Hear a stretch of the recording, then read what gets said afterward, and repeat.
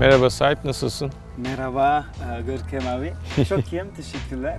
Tu t'intéresses avec le street art. Le nom Sahip, c'est vraiment très connu. On connaît très bien tes arts, on connaît très bien tes projets. Mais en fait, je ne connais pas beaucoup Guillaume Legros. Oh, je suis né à Belfort, qui est une petite ville à l'est de la France, en 89, donc j'ai 31 ans. Et j'ai toujours vécu dans un petit village. Ma mère était manipulatrice radio, c'est-à-dire qu'elle travaille à l'hôpital et puis c'est les gens qui accueillent les gens et qui font passer les radiologies pour savoir s'il y a quelque chose de cassé. Elle travaillait avec moi, elle travaille de nuit, ce qui fait que j'ai beaucoup vu ma mère quand j'étais gosse. Mon père travaillait sur les ordinateurs et du coup j'ai jamais été dans un milieu artistique. Par contre j'étais un gosse qui faisait énormément de sport, énormément d'activités, j'étais toujours très curieux par plein de choses. Et je voulais être garde nature quand j'étais gosse. Ça, je le dis rarement, mais quand j'étais gosse, garde nature, tu sais, c'est ceux qui font attention aux arbres, qui font attention, qui prennent par exemple soin d'un espace protégé dans la nature. Et j'ai commencé à peindre quand j'avais 14 ans, un peu comme une connerie de gosse, je dirais, en faisant des tags. Et quand on allait au collège, à l'école, j'aimais bien voir mes tags que j'avais fait la nuit, etc. Et puis j'ai aussi fait une école d'infirmier quand j'étais un peu plus vieux. Et j'ai toujours par contre gardé mon travail d'infirmier et mon travail de peintre. Et du coup, j'ai toujours mélangé un peu les deux, ce qui, je crois, ressort vachement fort dans mon travail actuel parce que j'essaye de lier l'art et quelque chose de très humain dans mon travail. Je pense que c'est aussi ça qui fait que je suis à l'heure actuelle comme ça. Comme je pense que j'étais vachement influencé par mes lectures parce que quand on a 18 ans et puis qu'on est en rapport constant avec la mort, on se pose beaucoup de questions existentielles sur qu'est-ce que je fais dans le monde, qu'est-ce que j'ai envie de laisser comme trace en tant qu'être humain. Et ça aussi, je crois que ça ressort vachement sur mon travail, surtout le fait de peindre sur herbe. Je laisse une trace à un moment donné, mais qui est très éphémère. Et du coup, je réfléchis toujours à qu'est-ce que je cherche à mettre comme trace derrière moi en tant qu'être humain. Quand tu étais 18 ans, tu étais ensemble avec Lionel et Simon parce qu'on sait qu'ils sont d'amis d'enfance, je pense. Lionel a vraiment le même âge que moi et du coup, on a des photos où on est à la maternelle ensemble. Tu vois, quand on a 3-4 ans, on nous voit. Du coup, on a fait du foot ensemble, on a fait nos conneries d'enfance ensemble, fumé nos premières cigarettes cachées ensemble, enfin toutes les bêtises que peuvent faire des gosses quand on les a faites ensemble.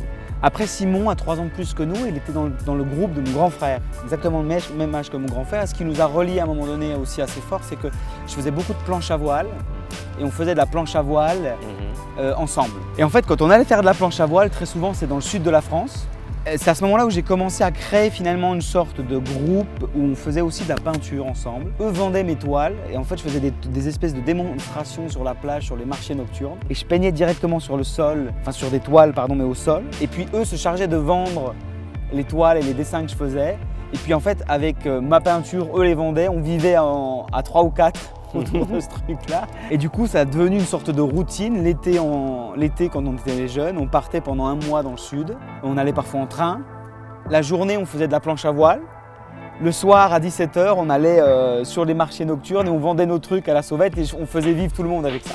Super. Et c'est là que ça a commencé à se créer. Ensuite, Lionel est devenu responsable de l'événementiel dans une station de ski. Simon, ingénieur en hydraulique. Donc on a des trucs rien à voir avec l'art.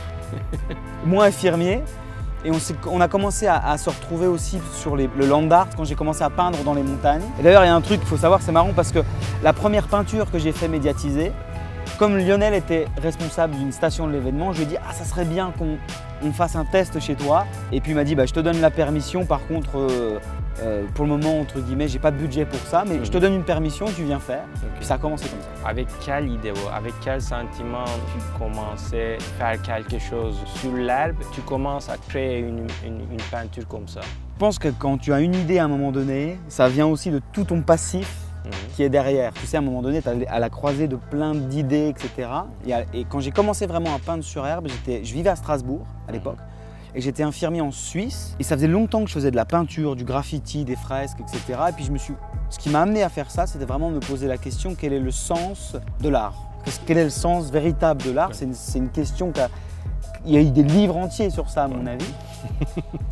Je ne suis pas sûr d'ailleurs qu'il y ait vraiment des questions précises, mais dans ma réflexion, je me disais, je crois que la première chose qui est importante, c'est de réussir par une œuvre artistique, à capter l'attention des gens.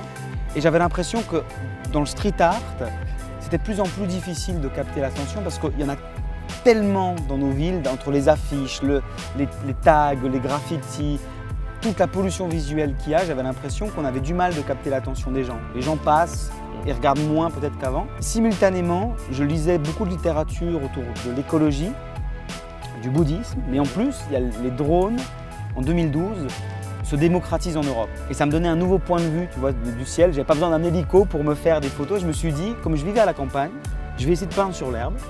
Ça, c'était la première étape. Après, je me suis dit, est-ce que ça marche? Parce que peindre sur l'herbe, c'est un peu bizarre comme truc, tu vois. Donc j'ai commencé à peindre avec même les bombes que j'avais trouvées dans mon garage. Je me suis dit, putain, ça marche. Par contre, ça marchera jamais, je pourrai jamais aller peindre où je veux si je prends des bombes de peinture qui vraiment massacrent, à mon avis, l'environnement. Et du coup, ça a été par empirisme, c'est-à-dire que j'ai commencé à me dire, ok, ça marche. Par contre, il faut que je trouve une peinture qui soit éco-responsable. Et pendant une année, j'ai fait des tests dans le jardin de mes parents. Donc j'ai fait des carrés de 2 par 2. Et un peu comme un chimiste, tu vois, je faisais un test là, un blanc, un noir, un blanc, un noir avec plein de pigments. Et au bout d'une année, ça fonctionnait à peu près. Le nombre de sites to say and peace sortait cette époque-là? Non, j'utilisais plus quand je faisais du graffiti. En gros, le nom, il vient... Bon, j'ai commencé à 14 ans, mais j'ai fait plein d'autres noms avant de trouver le mien, en fait. Et je pense que dans le graffiti, c'est très souvent qu'on change de blaze. Et ça, j'ai une anecdote là-dessus aussi, c'est marrant, parce que j'étais en cours de philosophie. Puis ce prof, d'ailleurs, c'est devenu un très bon ami à moi maintenant. Et en fait, quand on fait du graffiti, je trouve qu'il y a une partie où on aime bien l'agencement des lettres. Tu vois, la dynamique des lettres. Et moi, j'aimais bien le S, le A et le Y. Je me suis dit, ça fait say. Puis après, je me suis dit, ça va être marrant, je vais écrire say peace. Et le graffiti, par essence, c'est quand même un acte de rébellion. Tu vois, tu as envie tu dégrades, tu mets ton nom, tu n'as pas la permission. Et je trouvais ça marrant de dire, je mets say peace partout. Donc quelque chose de positif dans une action qui est négative pas forcément, mais rebelle, je dirais. Et du coup, j'ai commencé comme ça, puis après, j'ai contracté les 2 mots et j'ai gardé say. Donc c'était vers quand j'avais 18 ans à peu près, 12 ans maintenant. Quand tu as le Beyond Walls, comment tu as créé l'idée Beyond Walls? Même manière, je pense que ce qui m'amène à l'idée, c'est tout le passé que j'ai eu, je pense. Je dois dire que la première étape de Beyond Walls, c'était en 2018 quand j'ai soutenu l'association SOS Méditerranée qui sauve les gens en mer. Comme ce projet, il a amené véritablement la Confédération suisse à changer des choses dans la loi suisse, ça m'a amené à me dire, punaise, c'est dingue, on arrive à vraiment bouger les choses dans des strates de la société, de la vie politique d'un pays. Et c'est marrant parce que juste quand on a eu ce buzz médiatique et tout, on parlait beaucoup du mur de Trump. Et je me souviens d'un chiffre, et c'est con, hein, mais c'est ça qui m'a aussi poussé gentiment. Et c'était 18 milliards, ils estimaient plus ou moins 18 milliards de dollars le budget pour créer le mur. Et j'étais en train de soutenir l'association SOS Méditerranée. Je m'étais amusé à faire le calcul en me disant, putain, avec 18 milliards, combien de jours en mer on peut faire? Et c'était en siècle. Ça coûte 14 000 € par jour à peu près de faire voyager un bateau. Je me suis dit, oh non, mais truc de malade. Pendant 150 ans, on pourrait faire sauver les gens en mer avec ce prix-là. Et puis du coup, j'ai poussé un peu l'idée. Je me suis dit, mais c'est vrai qu'on construit des murs entre les gens, alors que finalement, on est dans un monde hyper connecté. C'est pas logique.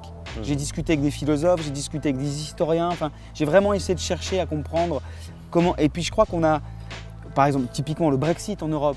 Ça montre qu'on est dans une période de l'humanité où les gens ont tendance à sortir finalement, à vouloir se replier sur eux-mêmes, etc. Il y a une vraie poussée du nationalisme aussi. Je dis souvent que mes arrière-grands-parents sont morts en déportation en plus pendant la Deuxième Guerre.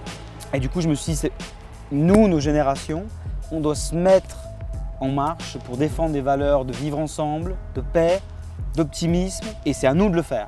Et c'est pour ça que j'ai lancé ce projet-là. Ensuite, après, c'est vrai que j'ai eu la chance de rencontrer sur ma route Anne Hidalgo qui a vraiment tout de suite aimé l'idée du projet, qui nous a donné la chance d'avoir ce lieu emblématique qu'est le Champ de Mars devant la Tour Eiffel. Et puis c'est parti de là, du coup, finalement. On s'est dit, on va le lancer depuis la Tour Eiffel, ça va être incroyable et puis c'est parti, quoi. Tu as déjà fini 3 frescos gigantesques.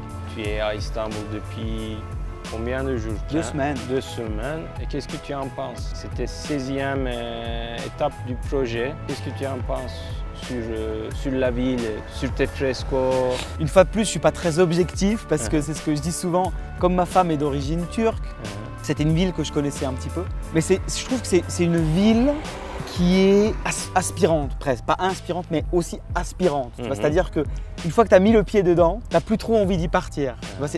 Il y a une énergie qui est dingue, il y a la croisée des mondes, des cultures. C'est fascinant. Vraiment, chaque fois que je viens à Istanbul, je suis fasciné. Du coup, pour moi, c'était un rêve absolu de venir ici. Pour toutes ces raisons-là, la raison géographique, la raison des gens, que je trouve incroyable, la raison de mes rencontres avec toi, avec Roxane, avec tous les gens qui sont venus se greffer autour du projet. Pour moi, c'était mais véritablement un rêve qui se réalisait. Tu as publié 3 photos hier. Comment tu trouves les résultats? C'est pas pour dire que je suis à Istanbul, Ok. mais on a eu 3 fois plus de retombées aujourd'hui sur mes réseaux qu'à Paris. Oh, 3 fois. 3 fois plus. Ok. Aujourd'hui, alors que ça fait même pas, ça fait 24 heures maintenant. Donc c'est très très cool. Il y a, je crois, il y a tout ce qu'il fallait pour que ça fonctionne, puisque on a un truc aussi un peu surréaliste avec ce radeau. Ici, c'est très très très beau. La photo est très belle parce que on a le coucher de soleil dans le fond, l'université, le Bosphore. On voit justement tout ce quartier de Beşiktaş qui est le long du Bosphore. C'est magnifique. Et à Beykoz, je dirais que c'est encore plus, c'est très typique aussi avec ses collines. Et du coup, les 3 ont une ambiance un peu particulière, donc ça fonctionne trop bien. J'espère qu'on va en parler longtemps. Alors, dans 2-3 jours, tu vas quitter Istanbul. C'est toi ton programme pour Beyond Balls et l'autre projet. Moi, je pense que mon premier programme, ça va être de pleurer en partant. Ça va être très dur. C'est bête, c'est vraiment très dur. Quand tu crées un truc qui est si fort que ça, quand tu repars, tu as créé des liens avec les gens, avec la ville. C'est super dur de repartir. Mais bon, bref, anyway. La prochaine étape, ça sera Cape Town, si le Covid nous laisse aller, en Afrique du Sud. Je pense que la prochaine d'après, on doit la valider au niveau des dates, mais ce sera le Bénin au mois de février. On aura Nairobi fin février aussi. On aura ensuite Belfast, qui est aussi un projet intéressant, peut-être moins ambitieux que Istanbul, mais c'est intéressant parce que Belfast a vécu 30 ans de guerre civile entre les catholiques et les protestants. Et puis c'est un endroit qui cristallise véritablement les tensions entre l'Irlande du Nord et l'Irlande du Sud. Et on va juste devant le Parlement, je crois que ça va être assez intéressant. Et après, j'ai envie de travailler, maintenant qu'on a connecté l'Europe et l'Asie, j'ai envie de travailler sur le continent asiatique, mais je ne sais pas encore quand ni comment. Tu reviens quand en Turquie? Je pense que je vais revenir avant la fin de l'année. C'est un autre projet. Non, pour vous. Toro. Quand c'est que tu viens en Suisse? Ça, je ne sais pas. Parce que maintenant, on n'a pas la permission d'y aller. Ama biliyorsun benim ev senin ev. Ok. Tamam mı? Ok. Tamam.